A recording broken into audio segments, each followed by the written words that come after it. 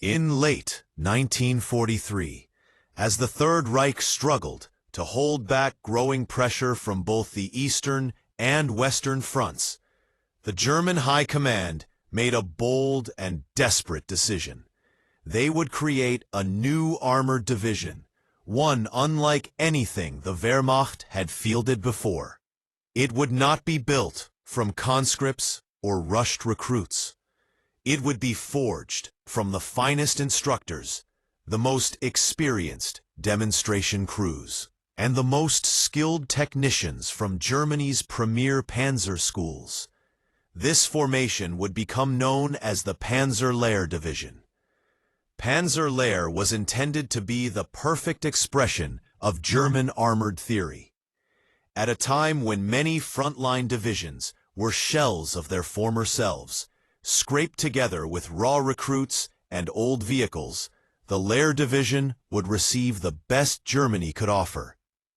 Every man was handpicked. 60% were hardened veterans who had already fought in the brutal tank battles of the Eastern Front or in North Africa against the British Eighth Army. Many had served as instructors, responsible for training thousands of tank crews throughout the war. Now, instead of teaching others, they would bring their mastery directly to the battlefield. The division's equipment reflected its elite status.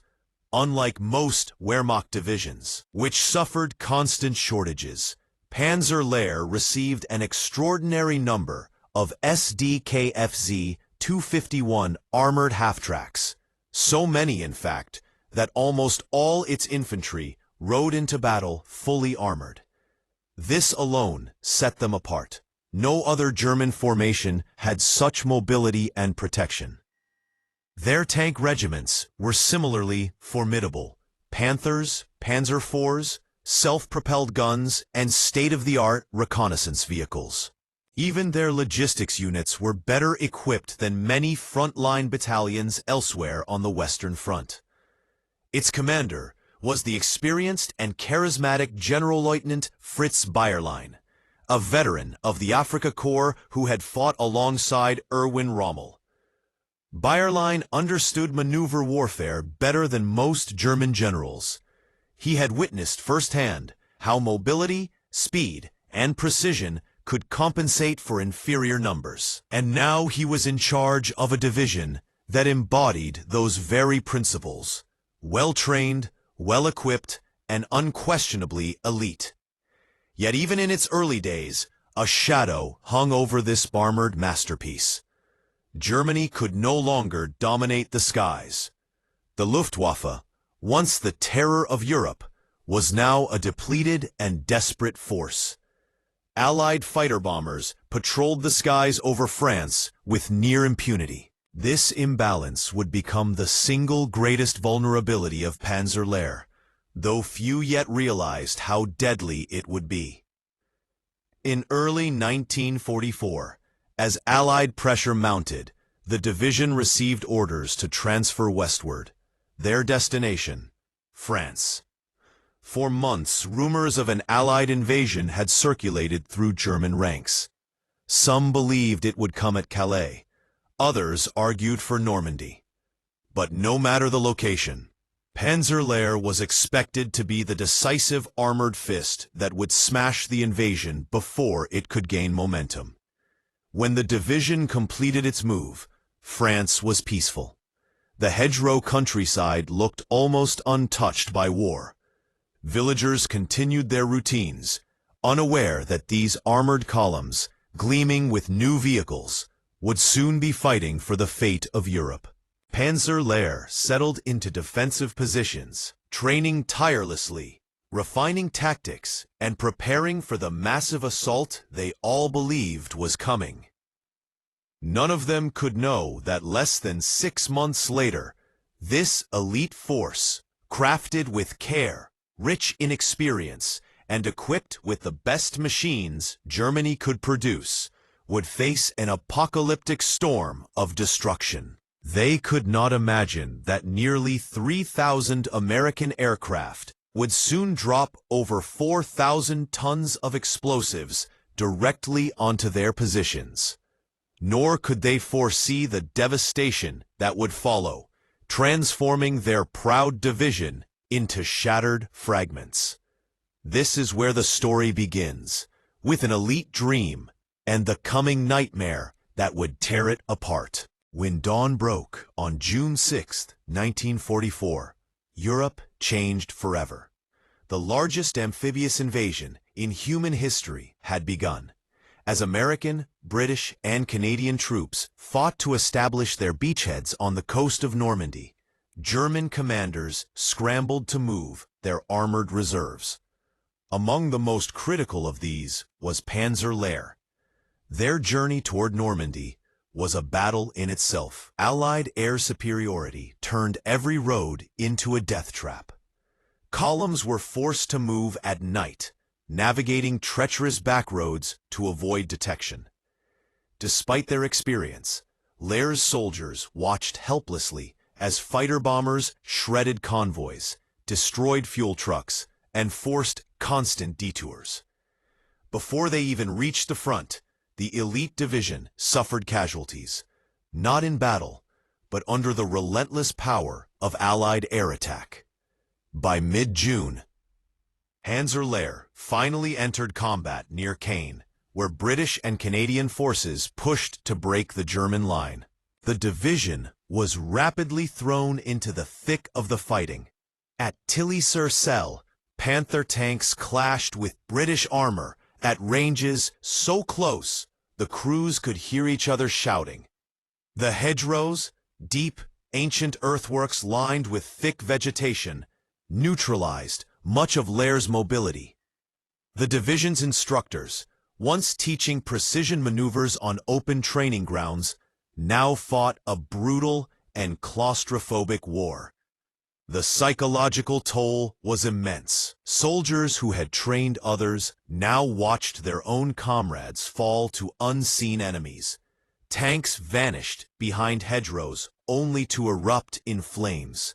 Artillery thundered day and night.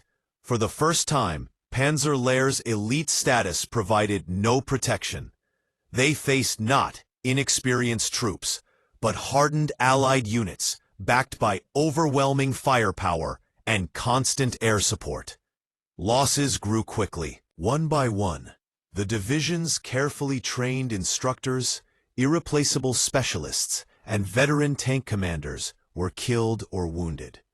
The logistical nightmare deepened. Fuel trucks could not move during daylight. Ammunition deliveries risked immediate destruction.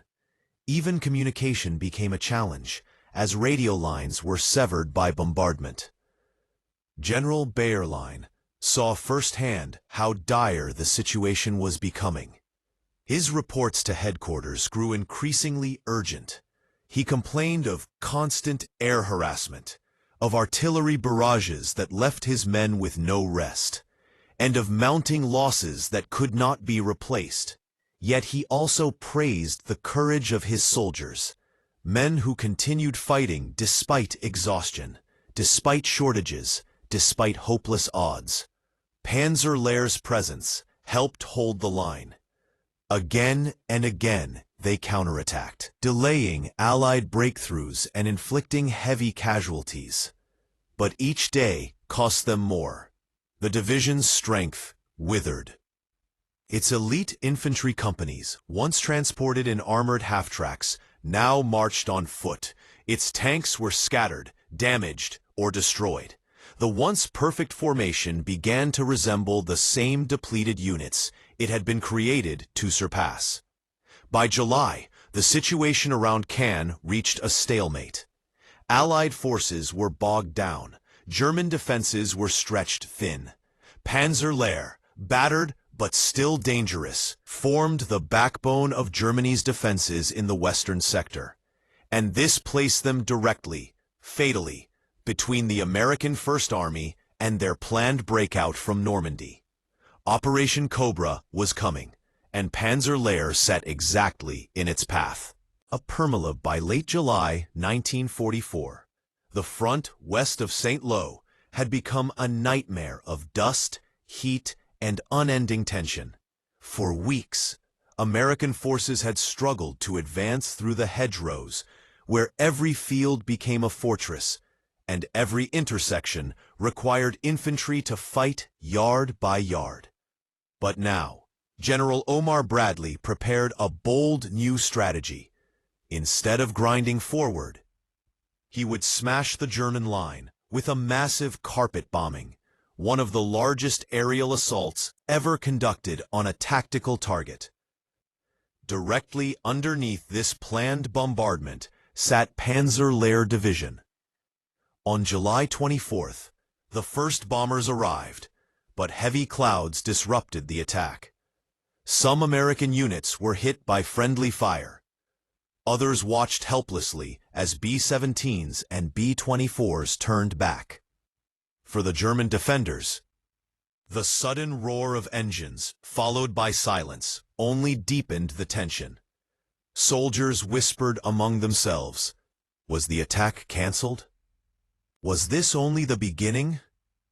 General Bayerlein spent the day moving among his troops. He observed their exhaustion, their thinly stretched lines, and their dwindling ammunition.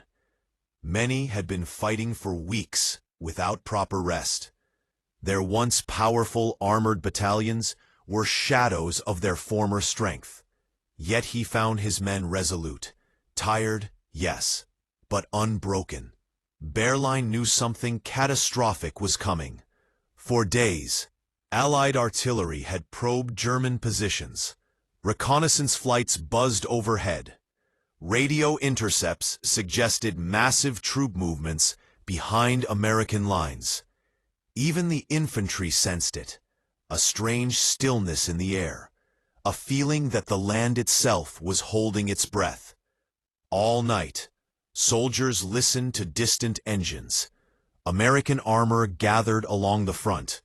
Engineers cleared roads. Field commanders briefed their men. Meanwhile, Panzer Lehr braced for impact, though no one could imagine the scale of destruction that awaited them. As dawn approached on July 25, the weather cleared.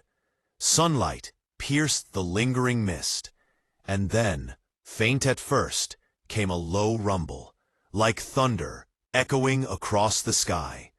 It grew louder, louder still. Men, covering their ears, felt the earth vibrate. Then they saw them, wave after wave of Allied aircraft, stretching from horizon to horizon. The storm was about to break. At 11:30 p.m. on July 25th, the sky above Panzer Lehr erupted into chaos. Nearly 3,000 American aircraft, heavy bombers, medium bombers, and fighter bombers, descended on a narrow strip of the German front. Their target, the elite armored division that had fought for weeks to hold back the Allied tide. For the men on the ground, the world ended in an instant. The first explosions tore apart communication trenches. Shockwaves blasted soldiers off their feet. Earth, steel, trees, and bodies were thrown into the air. The noise was overwhelming, one continuous deafening roar that drowned out every thought. Men tried to scream, but could not hear their own voices. Bayerlein himself was nearly killed. He later described bombs falling so thick it looked like the entire earth was jumping. He watched as entire companies vanished beneath walls of dirt. Tanks were flipped upside down. Half-tracks melted in the heat. Ammunition trucks exploded like erupting volcanoes.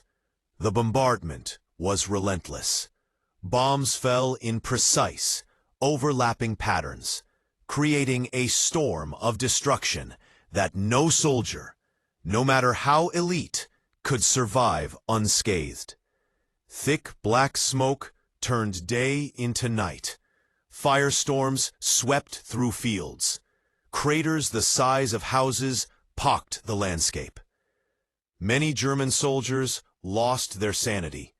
Some ran blindly, only to be caught in the next wave of explosions. Others lay curled in shock, unable to speak or move. Command posts were obliterated. Radio lines vanished. Entire battalions ceased to exist as organized units. When the final bombs fell, silence did not return. Artillery immediately followed. Then, American armor and infantry surged forward.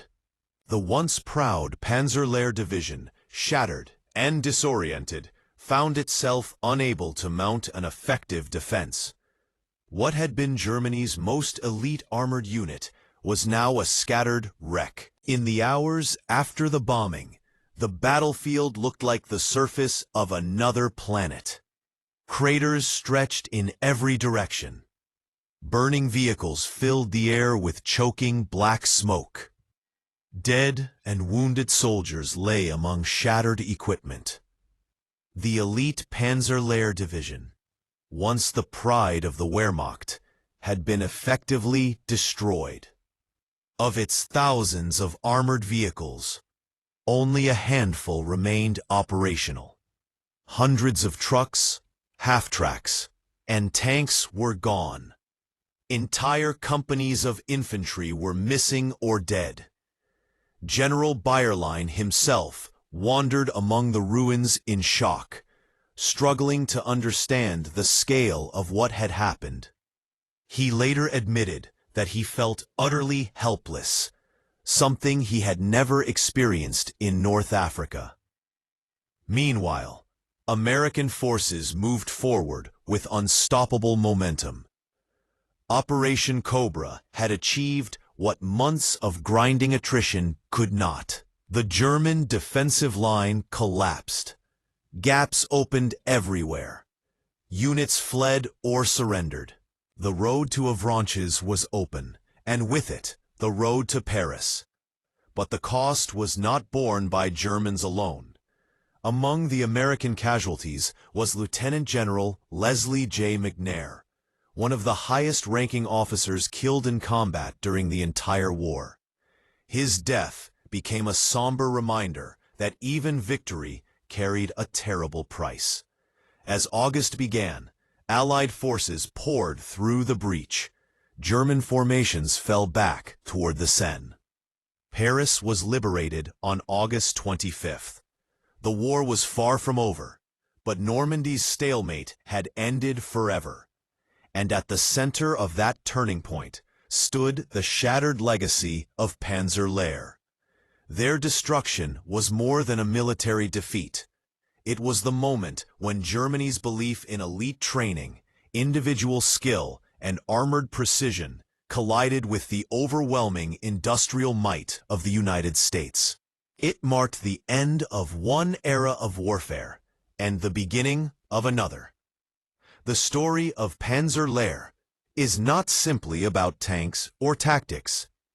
It is about human endurance, courage under impossible odds, and the brutal reality that even the strongest formations can be crushed when faced with power on an unprecedented scale. Their rise reflected German ambition. Their destruction marked the Allied ascendancy. Their legacy endures as a stark lesson in the limits of elite skill against overwhelming force. In the immediate aftermath of Operation Cobra, the landscape of Normandy was transformed, not only physically, but strategically. The earth itself bore the scars of the bombardment. Vast craters stitched the fields into a chaotic quilt of destruction. Smoke drifted across the countryside, rising from the ruins of tanks and shattered buildings. The once quiet Bocage country had become a graveyard of machines and men. But beneath the smoke, something even larger was happening. Something that would change the entire trajectory of the war in Western Europe. Panzer Lehr's destruction ripped open the German front. For weeks, the Wehrmacht had managed to hold the Allied armies pinned inside a narrow foothold along the Normandy coast. German commanders believed that with enough reinforcements and enough time, they might push the Allies back into the sea. They clung to this hope despite dwindling supplies, despite Allied air dominance, despite the relentless pressure from British, Canadian, and American forces. The line held, but only just. Operation Cobra shattered that illusion. With Panzer Lehr gone as a coherent fighting force, the defenses west of St. Lo crumbled. The American V Corps surged forward, sweeping aside the scattered remnants of infantry divisions that had been stretched thin for too long. Where once every hedgerow had required blood to take, now the Americans advanced rapidly, pushing deep into German-held territory. The Wehrmacht, stunned and disorganized, struggled to form new defensive lines. Communications had broken down. Units moved without coordination. Entire battalions vanished in the chaos. For General Fritz Bayerlein, the days after Cobra felt surreal. His division, an elite formation built with such care, such pride, and such high expectations, existed now only as fragments. A handful of tanks, a few dozen functioning vehicles, survivors wandering in shock, many soldiers, dazed by concussion or psychological trauma, were no longer capable of coherent action. Bayerlein attempted to gather what remained, but the truth was undeniable. Panzer Lehr had ceased to be a division. It was now only a name attached to ruins. As the Americans advanced, their momentum increased. Town after town fell. Coutances, Avranches, and Granville became stepping stones to a larger objective: breakout, exploitation, and encirclement. The dream of liberating France was accelerating into reality. But while the Americans broke through in the West, the Germans attempted a desperate counterstroke. Hitler ordered Operation Lüttich, a bold but unrealistic attack toward Mortain, aimed at cutting off the American spearhead. Several panzer divisions, including the remnants of Lehr, were ordered into the assault. But they faced the same overwhelming air power that had devastated them earlier. The skies filled with American P-47 Thunderbolts, swooping down to destroy tanks, trucks, and troop columns. The German attack collapsed within days. Now the Allies saw their opportunity. With German forces committed to an offensive that had already failed, the Americans pushed further south and east, while British and Canadian armies advanced from the north. Their goal: encircle the German 7th Army and 5th Panzer Army in what would become known as the Falaise Pocket. This massive trap, stretching around the towns of Falaise, Argentan, Chamois, and Monthermel, would capture hundreds of German tanks, thousands of vehicles, and over 100,000 soldiers. The remains of Panzer Lehr were caught in the center of this chaos.